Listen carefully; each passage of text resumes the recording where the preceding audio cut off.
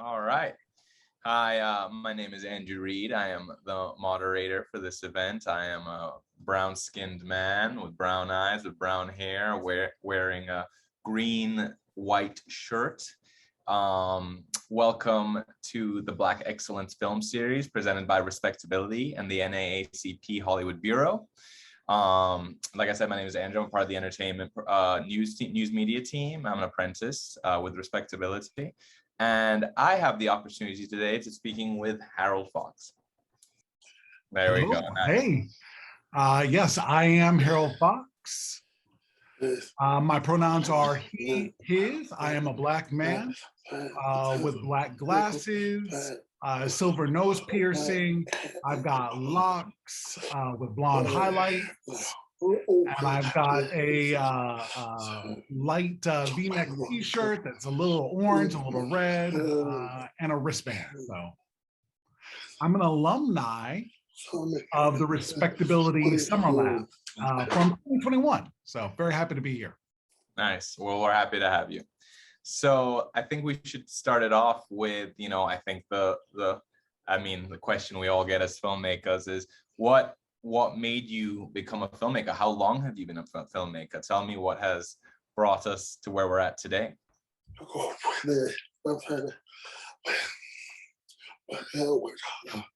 It really started when I was much younger.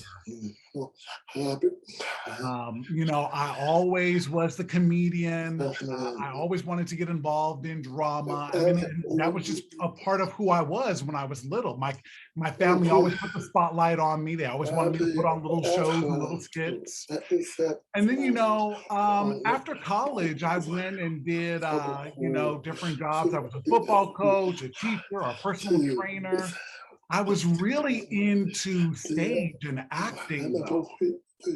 And I think it was about 2013 or 2014 when I did a Vine, if anybody remembers Vine. It was kind of like what we refer to as TikToks today.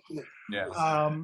But I was on Vine doing skits and just doing my thing, and it suddenly started to take off. I just kept at it. I was working on little creative pieces and then started filming little creative pieces. Some of them were skits, and they led me to different opportunities. Eventually, I got into stand-up comedy and writing and whatnot. And as time moved on, I realized, I wanted to really elevate my work. I didn't want to only have my work distributed on social media, and I appreciated social media. But, I was doing things like getting trained from Groundlings and a lot of other places, figuring out how to write and how to hone my craft there. So I wanted to really develop my style of comedy and just get that out into the public. I'm still working on it at this point, right? So I'm just really trying to increase my skill and develop my skill as a writer, as a producer, as a director, and just, really just be there in the industry. All right. Yeah, no, I totally get that. That's interesting. So is it your comedy background that inspired you to create Fox News, or is that something else? How did that come into fruition? Well, it was the beginning of the pandemic that I was really watching comedy news. Saturday Night Live, Trevor Noah, The Daily Show. Those kinds of programs are ones that I love. I love how they present what they present. And as I started to think about it, I realized, we as a deaf community don't really have that. We don't really have that type of exposure to news directly out of our community. So I started to think, what would it look like if I was to do something like that? I did, kind of this campsite type thing where I'm sitting there drinking coffee, and I guess it was really tea. But, I wasn't quite sure if that would work. But at one point, the UCLA Disability Arts gave me a grant. And through that, I was able to get a hold of better equipment for filming, better lighting, which allowed me to create almost a mini studio of sorts. So as I started to do that, I started to realize, I could create a little bit of a news show. And I thought about, I'll call it Fox News. And it just kind of, took off from there. And I'm on the 15th episode. It's been a wonderful journey. Just a lot of fun overall. Very, very cool. Yeah, I've had the opportunity to watch a few episodes of Fox News, and I thoroughly enjoyed it. And I must say, yes, I don't think I've quite seen anything like that. But I must also admit that my YouTube knowledge is dwindling with age. So, but I definitely enjoyed it. What is your hope for the future of Fox News? Where do you see it going? Do you see that as something that is just a side project, or is it one of many projects? Tell me what your hope is for the future. Well, with my work, sometimes I'm called to go and do a Broadway or an off-Broadway production in New York. Sometimes I'm engaged in stand-up comedy. So a lot of it has to do with timing and schedule. Fox News is something that I really love doing, and I would love to make it a bigger project. I'd love to see it kind of fall in line with what I'm doing in terms of skits. When I think about people like, Dave Chappelle and the Dave Chappelle Show, the Black Lady Sketch Comedy Show. Those kinds of sketch shows are what I really, really love. You're seeing that on Netflix and even on mainstream television stations, right? Like SNL. So getting into to writing and editing the creative part, I love it all. So wherever it takes me is really where I want to follow. It is definitely a passion of mine. And of course, there's other things that I'm involved in too, writing short films, producing the development of some TV episodes. And I think I'm just trying to, keep my hands and feet in a lot of different areas within the industry and just kind of seeing where it takes me. Okay. All right. So it's something you want to continue to pursue, but you're keeping it open in terms of which lane kind of to drive through next. Is there, outside of Fox News, is there any specific kind of content that you want to be creating that you're not doing right now at this moment? Well, I would love to do some type of Netflix comedy special. I mean, that's just a dream of mine, right?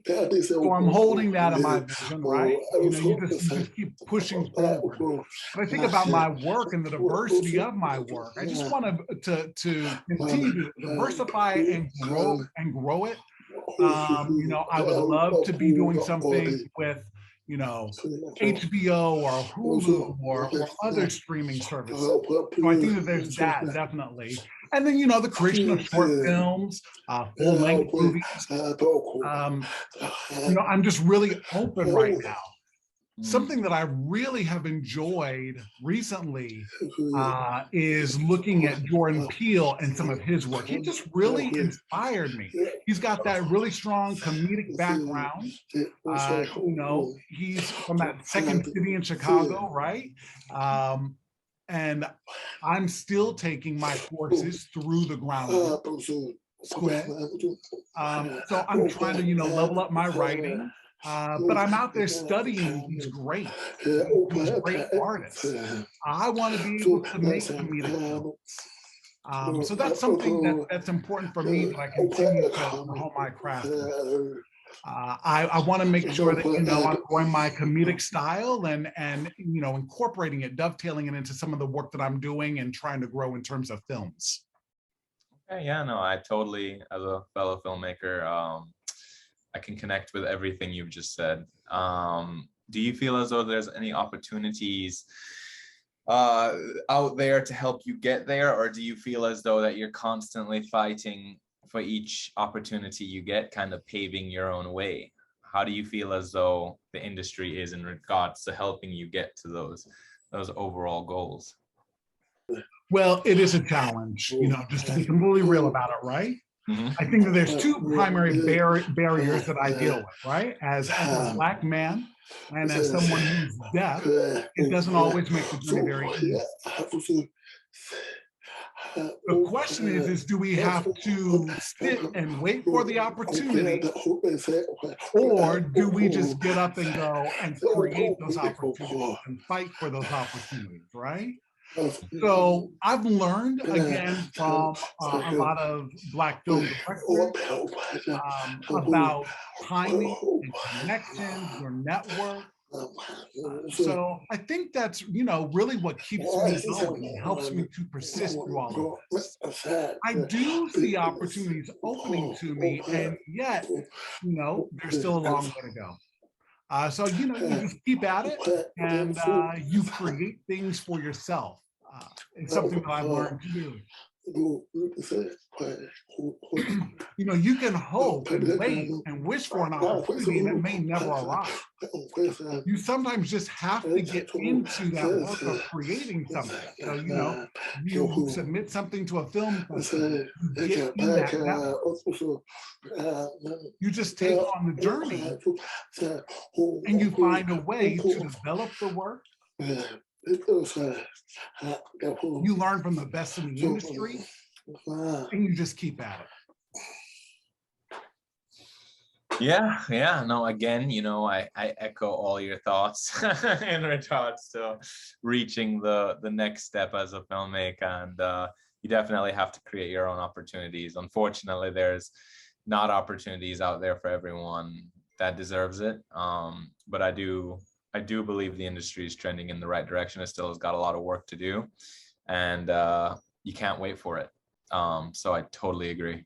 You got to keep pushing forward. Is there any advice that you give to filmmakers, Black, disabled, that are going into the industry that you wish someone had told you that you didn't know?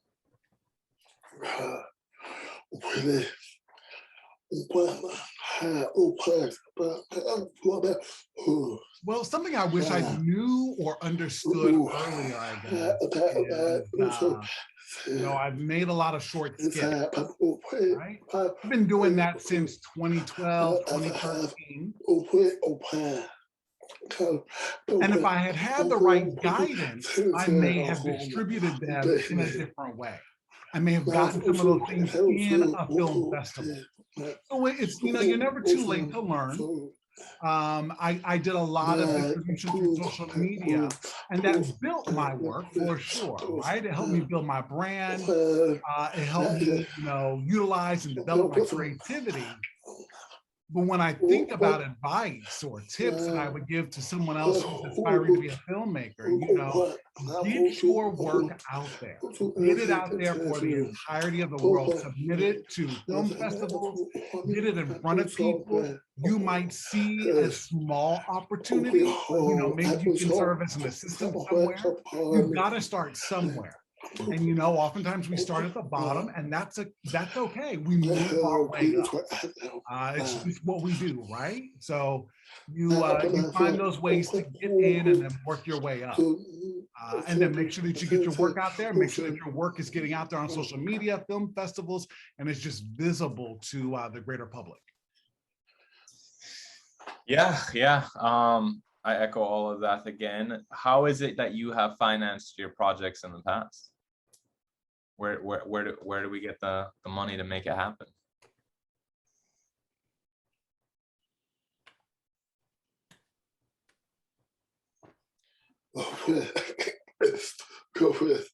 That is an excellent question. The skits and social media, I've just done that with friends, their support. Right now, with everything going on in the world and in society, there's times where I'll barter with someone, or they'll provide me this and I'll provide them that. A lot of it has the difference, or makes a difference if you're able to make a short film or a longer film. Nothing is cheap. right? So, you know, I've got friends and people who have given up a lot of time and work to support me. The UCLA Disabilities Art Grant, as I mentioned earlier, helped me to get a hold of some of the equipment that I'm using now. You know, I was able to get a hold of Premiere Pro and then learn those programs. No, so there's lots of different things out there that I'm doing, and I'm hoping that I'll be able to access more grant money and just get more opportunities to do more of the filming and then get my work submitted to film festivals. So a step at a time, right? A day at a time. Step at a time. I agree. Definitely seems as though you have to be a jack of all trades in the beginning until you get the resources and the equipment, the team necessary to help take some of that load off of you.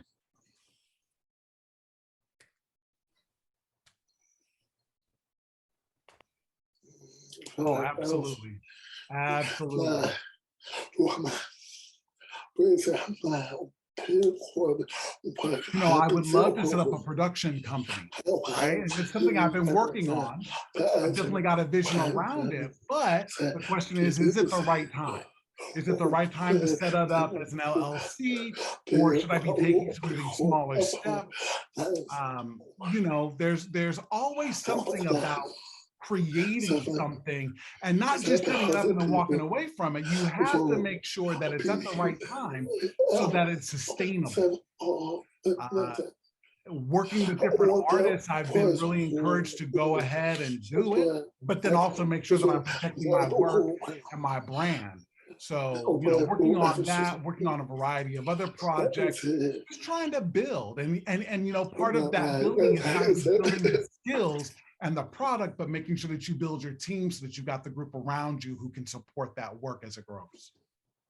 I totally echo that. So is, you know, I've seen some of your work, of course, but is there any work that you want to share with people watching that you're creating? Where can they see it? Where can we find all things Harold Foxx? You know, a lot of it is on social media. You'll find it on YouTube, Instagram, Facebook, Twitter. You know, it's definitely out there. You'll see Fox News. You'll see my skits. You'll see some of my stand-up. I've also got some interviews out there as well. I've got a website, www.haroldfoxx.com, and there on the website I talk a little bit about myself and some of my work. But yeah, I'm definitely all over the internet. Oh, you know, I've got a Vimeo channel too, so it's not one that I've really developed, but definitely it's out there on the web for sure. Very cool. Well, like I said, I've checked it out. I hope other people who take a look at this get to check it out as well. I'm definitely a fan of your work, and I hope you continue to, even if you don't, the opportunities aren't given, build your own opportunities and get that Netflix special one day. I am a cheerleader, but that is all I have for today. So I just appreciate you taking the time to meet with me to share some of your work. Absolutely, thank you. And anytime, you know, I appreciate the opportunity to see you, and you know, I feel like I have really been able to learn a little bit about you and your work, your journey. It's really inspired me as well. It makes me understand that I'm not alone. That there's other people who are, you know, in the same shoes, who are Black, who have disabilities.